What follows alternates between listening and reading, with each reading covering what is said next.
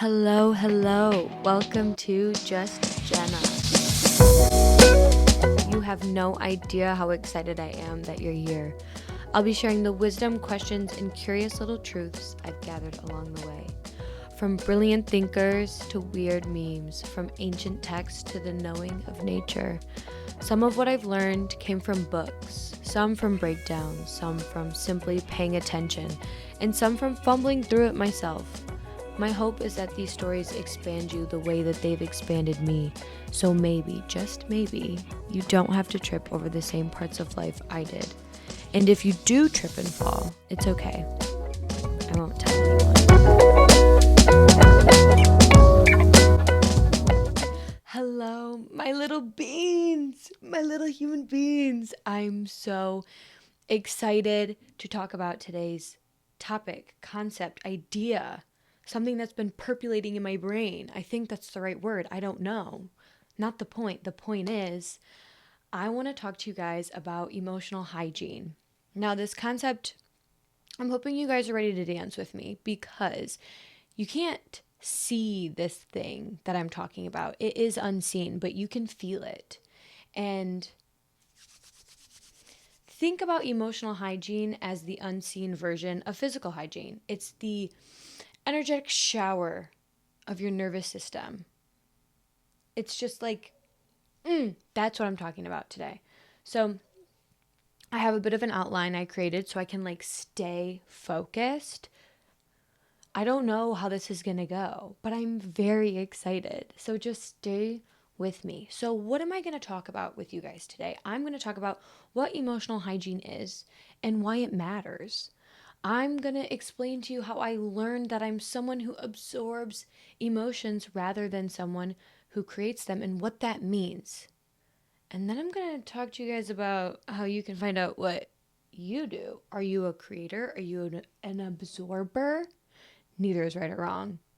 That's a little tidbit. I'm going to talk to you guys about the metaphor that kind of shifted everything for me. I'm going to tell you. Okay, wait, cut that part. Cut that part. I'm going to tell you guys the metaphor that shifted everything for me.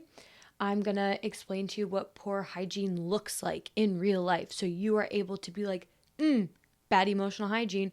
You can look at it within yourself or you can see it in other people. And I came up with some funny names to put people or yourself into these categories of poor hygiene, all the way from the dumpers to the energy leakers, okay? I have another metaphor that I'm going to bring to the table on why emotional hygiene is everyone's responsibility. And finally, I'm going to talk about the practices that I use to clean my energy before and after life happens. So if you've ever left a room feeling off and you don't know why, or you've ever wondered why some people just kind of drain you, this is for you. This episode is for you. I need you to think about emotional hygiene with the same matter-of-factness that you have about physical hygiene. When I'm discussing this topic, it's completely unseen, only felt. So you have to turn that part of your brain on. And the best way I think for you to do that is to really just start thinking like physical hygiene. Like think dirt. See dirt. You need to be in this with me. So when you think about physical hygiene, think you're walking barefoot, your feet get dirty. You wash it with soap and water, you see the dirt come off. There is proof. There is a before and after. There's just a before and after, period, okay? So this discussion is going to require a sort of knowing that there is an unseen thing happening around us all the time.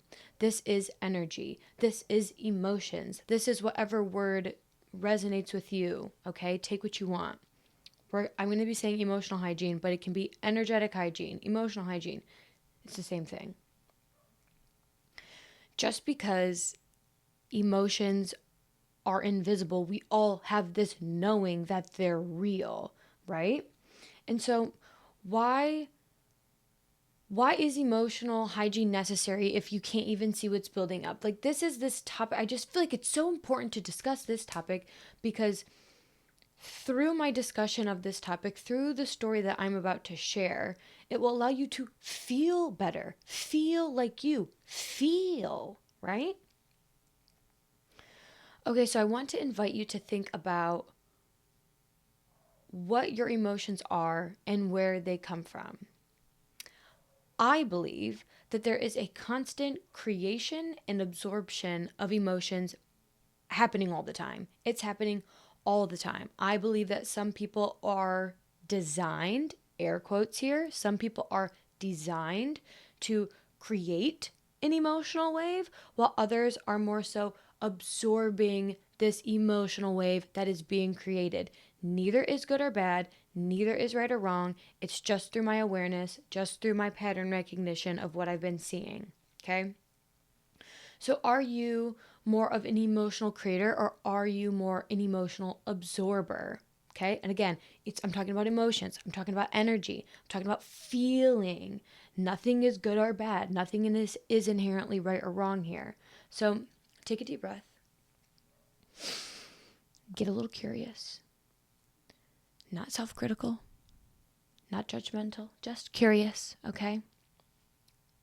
Think about some of these questions I'm going to ask you. How do you feel when no one's around you? How do you feel in your body? What happens in your emotional body when you're completely alone? Do you feel calm, steady, clear all the time when you're alone? Or when you're alone, is it different every time? Are you riding some waves? Are you feeling sadness, happiness, overwhelm, joy without anything being triggered externally? Or is it being triggered externally? I love this thought experiment. Think for yourself. Imagine you're sitting in a white room. There is nothing around you. There's no furniture, there's no art, there's no nothing. It is just you in a white box. Imagine you are sitting there. Okay? Are you creating emotions? Is it coming from you? There's nothing seemingly on the outside happening to make you feel sad, make you feel happy, make you feel anger, make you feel joy. Or are you sitting there and you're kind of just like neutral? You're calm. Because there's nothing stimulating you on the outside, you are at pretty much a neutral slate. Okay? The reason I bring this up is because I have found that I am more of the type of person, at this point in my life, it's subject to change. I am more of the absorber. So when I'm picturing myself alone in this room, alone, just whatever, no external stimuli, no other people, no nothing, I am calm, cool, collected. Like that is my nervous state. When I'm existing, when this is existing, it is calm. I have a friend who, when she is in this white room of nothingness, she is riding an emotional wave. She is creating these emotions within her that she is riding. She's riding it all the time. That's her natural rhythm, is this. My natural rhythm is not that. Again, neither is right or wrong. Neither is right or wrong. So when you feel something intense, start thinking like when you're feeling something intense, when you feel an intense emotion, does it feel like it's coming from you or does it feel like it's coming from someone else, something outside of you? Do you ever leave a room or a conversation feeling heavy or off and like you're not sure why? Are you more likely to process things internally and share later, or do you feel it in real time like this wave that needs to move? Do you feel like emotions arrive from inside of you or they're shaped from the energy all around you? These are just things to ponder. Quick little thing. If you're into human design is a modality of self-reflection, okay?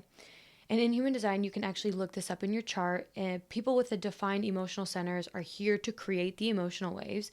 And people with open emotional centers are here to observe and reflect what others are feeling. Neither are right or wrong. They're just different roles in this collective energetic ecosystem, if you will. Okay? I hope you're all still with me. I just wanted to share that so you can kind of like but like know where you are. And if none of this makes sense, if you're with me right now and you're like, I'm so fucking lost, it's okay. Just stay open and just start watching yourself. Start paying attention. This is what emotional hygiene is. It's paying attention. Okay? This is what physical hygiene is. Paying attention when you're dirty, when you stink, when you need to take a shower. Okay? So just start asking yourself and feeling into like, where is this coming from? So when I first started getting curious about my emotions, where they come from, etc., like I was just getting really curious about emotions. I fell into this hermit mode, if you will, from like last August until January even. Because I noticed I'm the type of person that is very affected by the other, by my surroundings, by external things. Because like I said, when I'm alone, when it is just Jenna, it is calm, it is neutral, it is. You know what I'm saying? So when I recognize, wow, like when I'm feeling super high highs and super low lows, and when I'm on this thing, like I'm riding someone else's emotional wave. I'm picking up on the energies around me. We all are energy readers. We all can do this. But I just noticed I'm really picking up on it. And that almost made me feel, in the moment, it made me feel scared. It made me feel like, oh my God, like I can't trust other people. Like they're just going to make me dirty. So I kind of was like, I need to stay in my room. I need to be alone. I need to isolate myself. I think I was trying to just protect my calmness, my center, my peace. Now, I think I had an illusion, a disillusion that other people's energies and emotions weren't safe. They were dirt. And when I say dirty, I'm just saying dirty so you can like remember that I'm talking about hygiene here. Okay? So like that's why I say dirty, okay? And now looking back, I just realized I was trying to protect myself from the other. I was completely, and now I'm like, oh, I was completely giving the other all of my power as if I couldn't carry myself in the world. I couldn't put up a boundary, protect myself. I didn't know what to do. I just kind of came into this awareness that like, wow, I'm super sensitive to the people I'm around, the environment that I'm in. And I didn't know what to do, but I almost gave all of my power to the other when I came into that awareness. So I guess it's like a little information. If you are a non-emotional, if you are the type of person that is absorbing rather than creating, that doesn't mean you're just like at the mercy of everyone else that is creating this emotional wave and like these other external triggers and outside stimuli. Like you're not like at the mercy of it, okay? You're the captain of your own ship, right? So I had this huge aha moment that kind of came to me where I was like, oh, I don't need to avoid things that I think are going to make me dirty. I just need to shower. Okay? Now, this revelation came in when I was on a walk. I'm a hiker. I'm a walker. I'm an explorer, if you will. And I was like, oh my God. When I go on a hike, I know I'm going to get dirty. I'm going to get sweaty. And I'm going to need to clean myself afterwards. Why? because it's the byproduct of going on a hike. Okay? I'm not going to go on a hike because I just want to avoid showering for the rest of my life. No, I'm going to take a shower and I'm going to go on a hike. Emotions are this, it is what, it colors the entire human experience. Being affected by emotions, playing in the waves of emotions, getting involved with other people, places, and things, like that is the human experience. And getting dirty is a byproduct of being a human being. And so you don't need to avoid and tuck away and hide away and isolate yourself completely. You just need to take an emotional shower. And not only do you need to shower, it's like there's steps you do before you go on a hike. There's things you do before you go do X, Y, and Z in the third. And then there's things you do after. It's so just like, duh. When you think about physical hygiene, it's so duh. But when you're thinking about emotional hygiene, it's also like, duh, right? So the same things apply when I'm talking about other people, places, and things. There are practices that I have now developed for the before and afters in which I interact with life to help me feel clean. And I want to share with you guys some of the things that I've learned so far. And I want to start with this common space analogy.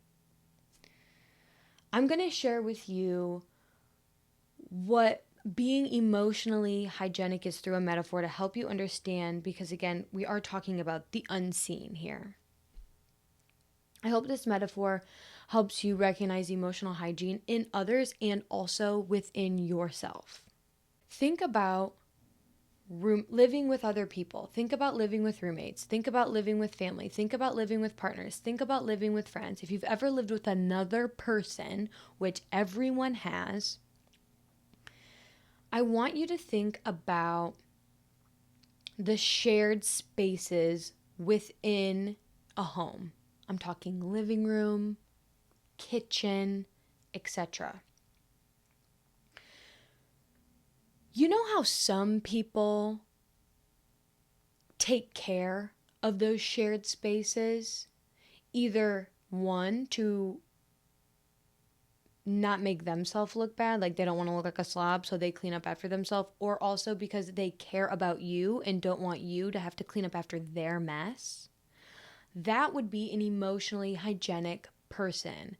And we've also all probably lived with other people that when you're in these common spaces, it's as if they don't care. They kind of leave their stuff everywhere. It's like, does this person even know I exist? Like, it feels kind of rude. Like, are they not even embarrassed? That's so weird that they're not even embarrassed. Weird. And so like this shared space, like a kitchen or living room, is the same as an energetic space, which is all around us. Like, think shared space, energetic space, it's all around us. It's literally all around us, okay? So what does an emotional mess look like in a conversation? What are some things you can look for? I want to explain to you guys I've put some people, some archetypes, some stereotypes into categories to help you better identify people that are emotionally messy, and also help you identify parts of yourself that are emotionally messy. Now, I'm only saying this because I want everyone to start becoming aware that this is real. Yes, it's unseen, but it is the same thing as going on a hike and getting dirt on you, getting sweaty. It happens because it's a byproduct of being human. And if you're able to start recognizing this within yourself, you'll be able to recognize it within others. You'll be able to clean up your own self and start protecting yourself from certain people, places, or things. using discernment. Okay. Love the word discernment. So here are a couple of the categories of emotionally unhygienic people. Number one, we have the dumper.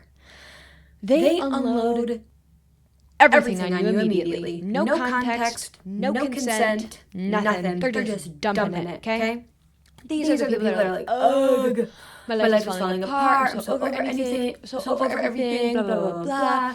Anyways, how are you? They're going on and on about like, they just like do this. If you're not watching me, I'm like throwing my hands over, kind of like it feels like someone's like throwing up. Like they're just like, blech.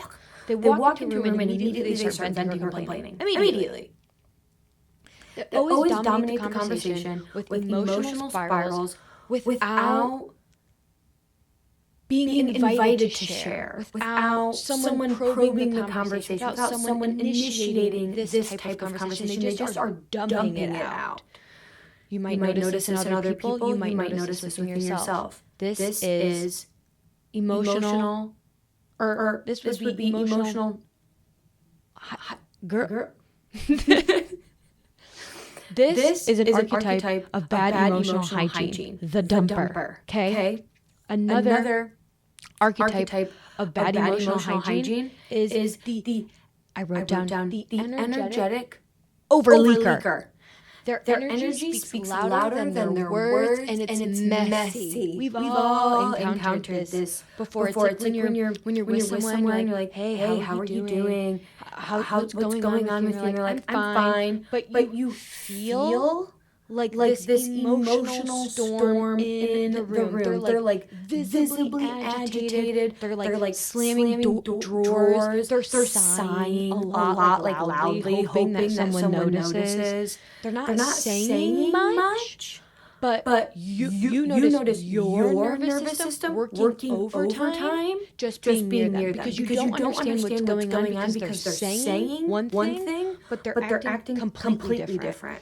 It's this like leaking energy where like they're saying I'm fine, but like it's leaking out of them that they're clearly not fine. Bad emotional hygiene. They don't know how to communicate what's actually going on. Next archetype of bad emotional hygiene, the non-processor. They repeat the same. I'm sorry. I'm like personally triggered by this because I'm like, oh my God. This one just bothers me a lot.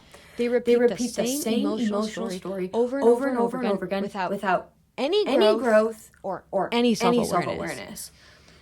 They'll do. I don't know why this keeps happening to me. I don't know why I'm still dating this person. I don't know why this type of person keeps entering my life. I don't know why this is whatever. But they do nothing different. They seek these type of people are seeking sympathy, not reflection. Bad emotional hygiene. It feels like they need you to react in a certain way, or else they start spiraling more. And I've noticed this with certain people who are constantly in this perpetual pattern of just like, oh, poor me, like, I don't know why these things keep happening. And when I don't feed into their story, and I'm just like, they spiral even more. Bad emotional hygiene, right? There's another one. The projector. I'm not talking about it in the human design way. I'm talking about the projector. These people, they push their unprocessed feelings onto others. I believe this so happens unconsciously more often than not. They snap at someone for something small because they're angry about something else. They make passive aggressive comments when they feel unheard, when they're not being listened to. It's very passive. They're often overly defensive when asked a very simple question. It kind of just feels like 2 + 2 is not equaling 4 here. It's like, that doesn't really make sense why this is now happening based on that. Like, I don't get it. That is bad emotional hygiene, archetype projector. Another one, the energy sucker, okay? These are the type of people that when they leave people feeling drained, confused, or low, like without understanding why. You often feel like you need to nap after spending time with them. You feel like you're just exhausted. These people sometimes are a little intense without realizing it. And the conversations feel like emotional quicksand. Like there's no resolution. Like you're just you're in the quicksand, right? These are the energy suckers. Like there's just something about them on an energetic level. I almost feel like sometimes it's kind of hard for me to like point at what it is necessarily that they could or couldn't be doing. But we all know that feeling of after you're with someone and you just feel tired and drained and you're like, why? Because they have bad emotional hygiene, okay? Next, the looper. They're stuck in a feeling, but they refuse to do anything about it. This is very similar to another archetype I mentioned before, but there's like a little difference here, and I will specify. So these type of people, they're stuck in a feeling, but they refuse to do anything with the feeling. So they're constantly saying, I'm just so overwhelmed, I'm so anxious, I'm never slowing down, but they're never slowing down or checking in with like, why are they anxious? Why are they overwhelmed? Because they're identifying with that emotion and they're putting that emotion or that feeling into a characteristic within their personality. It is now part of who they are. The looper. The looper is someone that is stuck in a feeling, but they refuse to do anything about it. The looper is different from the non-processor because the looper is attached to what they're saying about themselves. If they say, I'm so overwhelmed, I'm so anxious, yada, yada, they have to be anxious because anxious is now a part of their identity. And without being anxious, they don't know who they are. So identifying with this emotion, this feeling, they're like, it just deeply becomes integrated with it, like in their personality. And I've noticed for me, when you're around these types of people, you feel like you're on the same emotional roller coaster every time you talk to them.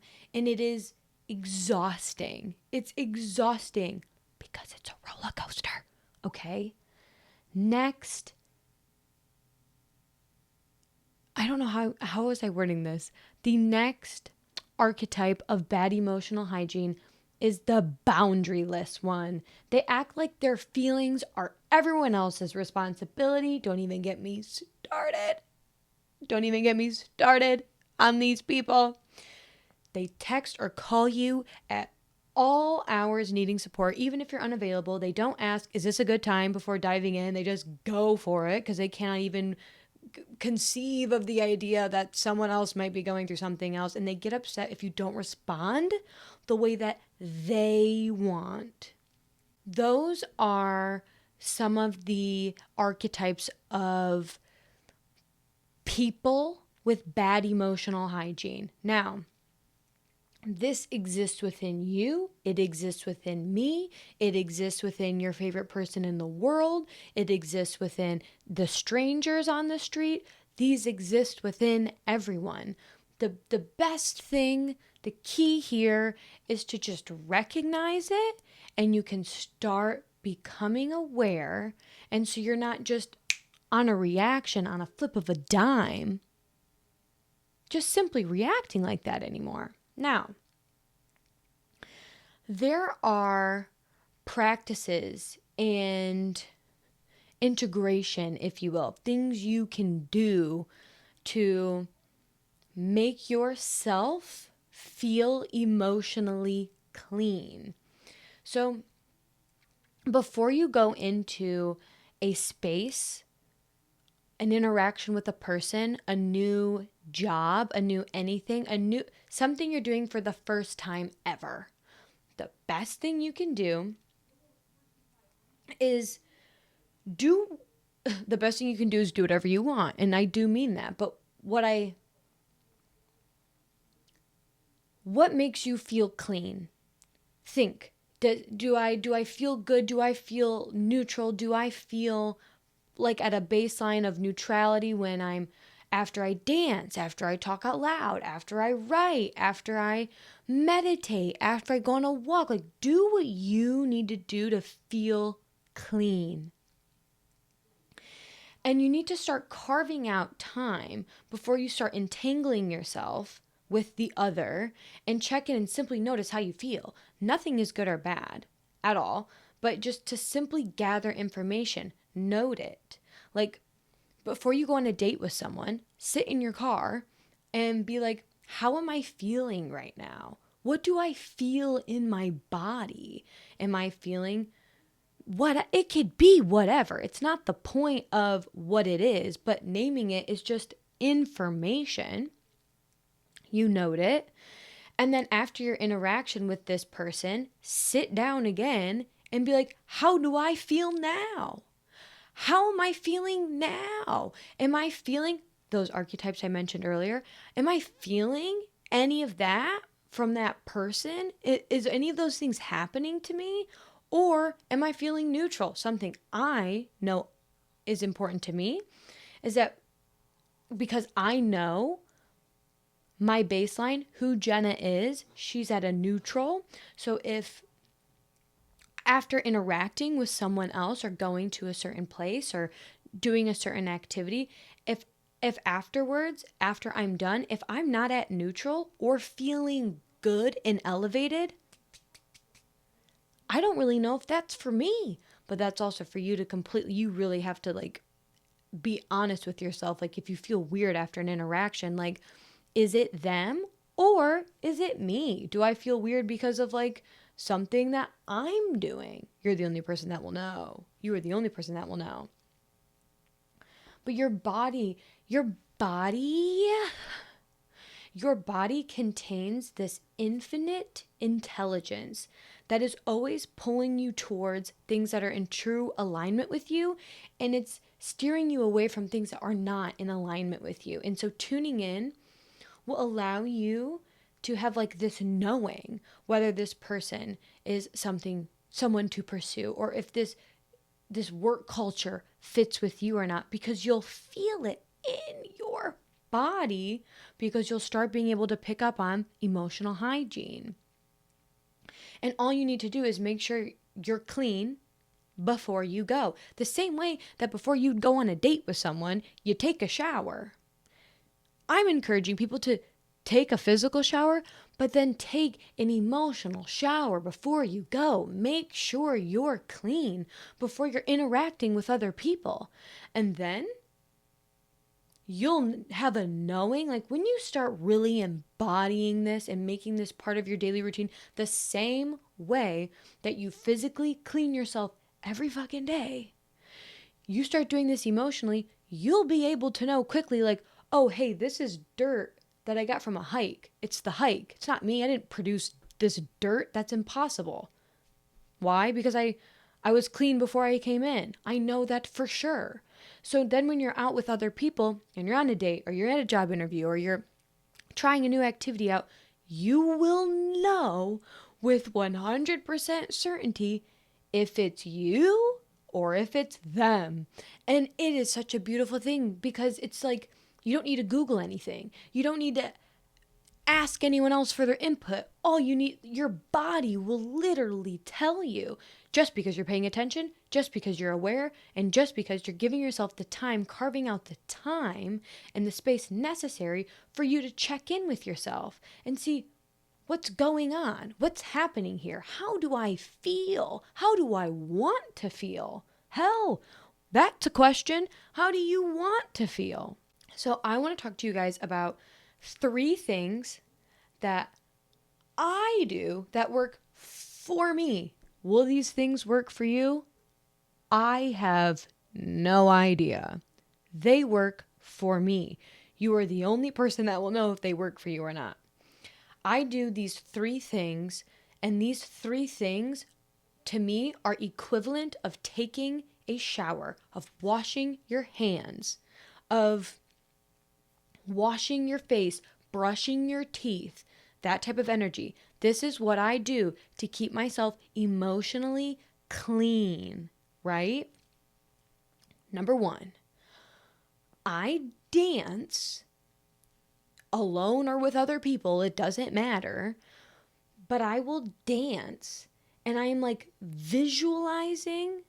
Okay, wait, before I even get into my 3 things that I do, what you need to know more than anything is that your intention is what will work. When we are talking about something unseen, we are talking about energy, we are talking about emotions. This is unseen. So for you to clean the unseen, you have to do something unseen, aka get your mind and get your perception and get your perspective and get your intention focused on that being the outcome. You have to do something unseen, okay? So it might seem silly. It may. This doesn't seem silly to me, but like I can see why people would be like, "What, diva?" Anyways. So I go into like a dancing practice. Let's say I'm alone in my room, but I'm intentionally thinking to myself, oh, I'm going to be cleaning off the other people's energies I've picked up throughout the day. That is my intention. And because I choose and I know that it's going to be coming off of me, then it will. That's the point here, people. You can do whatever you want to make yourself energetically clean, emotionally clean, as long as you have the intention of that is the purpose of the action you're doing. It's so interesting, okay? So I will dance and I will visualize other people's energies and emotions coming off of me. Like I will shake it out and I will like visualize like just stuff, it's coming off of me. I'm shaking it out. I'm getting it out of me and back into the shared space. Back into the kitchen, back into the living room, just putting it back out there, like, getting it out. I don't need to take this into my bedroom with me. I can leave it out here. I'm just gonna leave it out here. And another thing that I do is when I'm showering, because I'll do this when I shower too, I will literally shower because you're physically washing yourself anyway, so you might as well just think in your head that you're also cleaning yourself emotionally.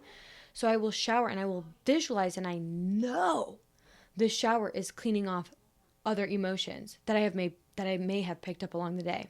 And I will literally shower and I'm like washing my hair and I'm thinking like I'm scrubbing it out of me. I'm getting it off. Another thing that I do, I'm laying down I like to do it this way. I put a foam roller behind my neck. I'll roll up a yoga mat, put it behind my neck. I'll roll up a towel. You can do whatever you want. It's just good for your posture. This isn't like this specific thing. Any of these things I'm mentioning isn't going to clean you emotionally. It's all about your intention. When you're talking about unseen things, you have to do a lot of unseen things also in your head. So I'll lay down and I'll do any sort of guided meditation or relaxation technique, but with the intention that while I'm there, while I'm doing it, I am releasing and coming back to myself. Okay? I know that this is just a byproduct of the human experience, and keeping myself clean allows me to continue to play in the human experience so much more freely. Because like I said, when I first started understanding all of these emotions around me and all of these energies around me, I went to complete hermit mode. I was so like frightened. I was so scared to like put myself in a situation. But now that I have like that hiking metaphor in my back pocket, I'm like, oh, hiking is my favorite thing in the world. And I know that when I go hiking, I'm going to have to take a shower afterwards. I get dirty. Implementing this has just allowed me to now play in the human experience and play in other emotions and other energies a lot more freely, because it's like, oh, I just need to take a shower, like, and no big deal. Like the same no big deal that happens after you go on a hike. No big deal. Not a big deal whatsoever. So I kind of want to wrap it up. I want to wrap this up. Emotional hygiene is about caring for your inner world the same way that you care for your physical outer world, your physical body. There's an inner body that needs hygienic maintenance. And that's the importance of it. If you know, or let me pause. Some people create emotional waves, other people absorb them, but everyone is always feeling emotions, okay? If you know what your natural state is, you will notice when something isn't yours. So if you know your natural state is this, calm, cool, collected, you'll know when it's not yours. But if you know that your natural state is this, and you just are able to recognize what is yours, what you're creating, you're able to identify what is coming from outside of you. Avoiding life doesn't keep you emotionally clean. Tending to yourself does. Shared spaces matter. Energetic ones especially. Clean up after yourself. Go in to shared spaces clean. Clean. Flipping my hair. Take your emotional showers. Do what makes you feel like you. Tune in before and after experiences with no judgment, just to notice how you feel. And take what you want from this conversation and leave what you don't. I am so happy anyone is listening to me right now, because I have just came into this new information and I'm still processing it. I might have said something wrong, whatever that even means. I might say something just now that I want to take back, and that's fine too. But I just think it's important to start recognizing that, like, there is this unseen thing happening that we're all feeling. Like, all those archetypes that I mentioned, you can identify someone in every single one of those archetypes because we've all felt it before. Okay, well, thank you for listening to my very first episode of Just Jenna. Take what you want, leave what you don't. I love talking about unseen things, if you can't tell. And I'm learning how to articulate myself best. So I'm all for constructive criticism. If anything I said didn't make sense, please ask for clarification. I love talking about these sorts of things. If anything I brought up is sparking some questions in you, please, I'm begging you, ask me. I do so much better when there's like a question or a need that needs to be filled and I can fill it. I'm just bringing up this topic because it's something that's been on my mind and I've never heard anyone talk about it before. And I'm like, hello, what's going on? I'm confused. So like I said, take what you want, leave what you don't. I hope you have a beautiful Exactly. I hope you have one of those days. Okay. Bye for now.